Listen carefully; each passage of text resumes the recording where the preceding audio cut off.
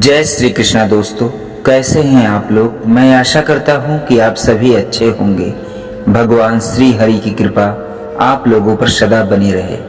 दोस्तों, आज की वीडियो में हम जानने वाले हैं कि भगवान इंसान के जीवन में चमत्कार कब करते हैं। तो आइए दोस्तों, बिना विलंब किए हम आज की कथा को शुरू करते हैं। दोस्तों, ये कथा बड़ी ही धार्मिक और मार्मिक है, तो इस कथा को अंत तक सुनकर जरूर जाइएगा। बहुत समय पहले एक छोटे से गांव में गोविंद नाम का एक व्यक्ति रहता था। गोविंद एक साधारण किसान था, परंतु उसकी खासियत यह थी कि वह ईश्वर में गहरा विश्वास रखता था। वह अपने जीवन की हर कठिनाई को ईश्वर की इच्छा मानकर धैर्य और संतोष के साथ उसे स्वीकार करता था। एक दिन गांव में भयानक सूखा पड़ा। कई महीनों से बारिश नहीं हुई थी और गांव के सभी किसान बड़े चिंतित थे कि उनकी फसल बर्बाद हो जाएगी, उनके बच्चे भूखे रह जाएंगे। इन सभी बातों को सोचकर सारे किसान बड़े चिंतित थे। वही गोविंद की भी फसलें सूख रही थी, लेकिन उसका विश्वास था कि ईश्वर उसकी मदद जरूर करेंगे।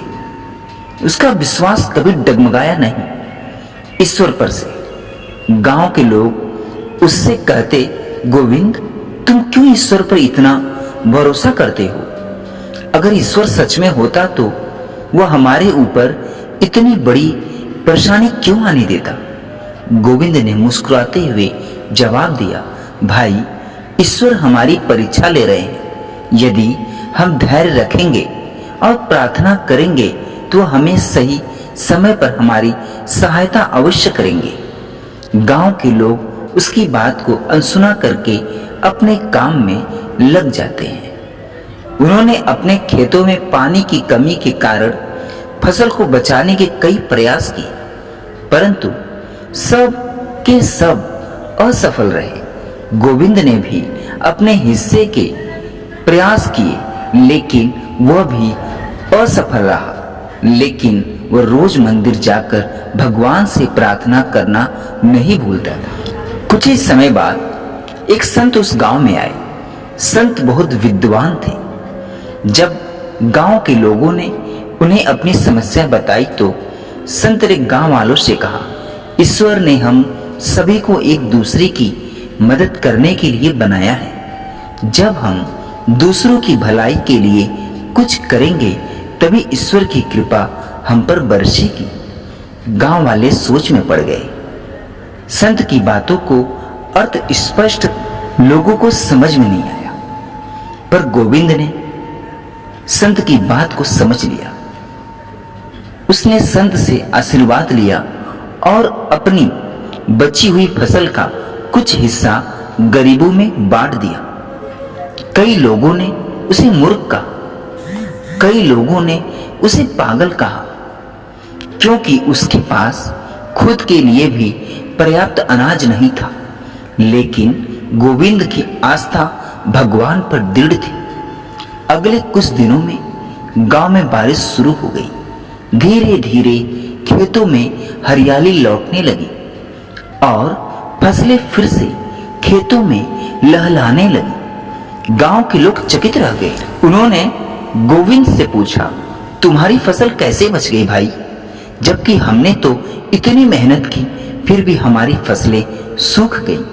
गोविंद ने सरलता से जवाब दिया, कहा, भाई, मैंने केवल और केवल ईश्वर पर भरोसा किया और उनका दिया हुआ कुछ हिस्सा उन लोगों में बांट दिया जिनके पास कुछ भी नहीं था।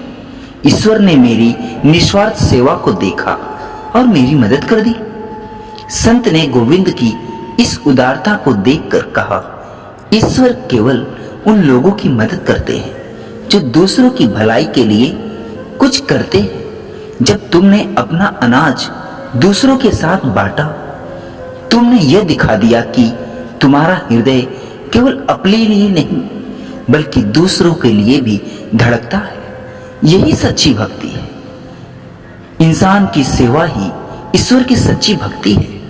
ये सुनकर गांव के लोगों को अपनी गलती का एहसास हुआ। उन्होंने समझा कि सच्ची श्रद्धा केवल प्रार्थना करने या मंदिर जाने से नहीं, बल्कि दूसरों की मदद करने और उनके कष्टों को समझने में है। उन्होंने भी गोविंद की तरह निस्वार्थ सेवा का मार्ग अपनाने का संकल्प लिया। उस दिन से गांव में एक नया परिवर्तन आया। लोग एक दूसरे की मदद करने के लिए आगे बढ़े और उनके बीच आपसी प्रेम बढ़ता गया। धीरे धीरे गांव समृद्ध होने लगा और हर कोई खुशहाल जीवन जीने लगा।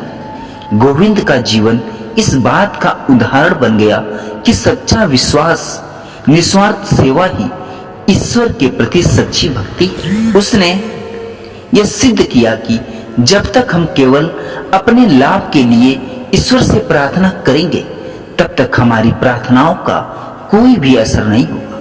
लेकिन जब हम अपने दिल से दूसरों की भलाई की कामना करेंगे और उनकी मदद करेंगे, तब ईश्वर अवश्य हमारी सहायता करेंगे। यह कहानी हमें यह सिखाती है कि चाहे कितनी भी बड़ी समस्या क्यों ना हो, अगर हमारे मन में सच्चा विश्वास, धैर्य और दूसरों की मदद करने की भावना है, तो ईश्वर हमें कभी निराश नहीं करेंगे।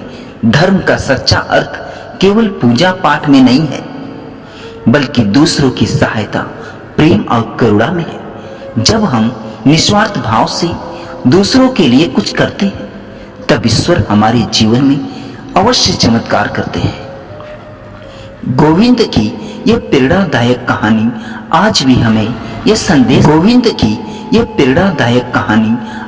हमें यह संदेश देती है कि सच्ची भक्ति केवल ईश्वर में विश्वास रखने में नहीं, बल्कि उस विश्वास को अपने कर्मों के माध्यम से प्रकट करने में है। दोस्तों, मैं आशा करता हूँ कि वीडियो आप लोगों को अच्छी लगी होगी। दोस्तों, अगर ये वीडियो अच्छी लगी हो तो भगवान श्री कृष्ण के लिए, अपने इष्ट के लिए, भक्त वत्सल प्रभु श्री राम के लिए चैनल को लाइक, शेयर, सब्सक्राइब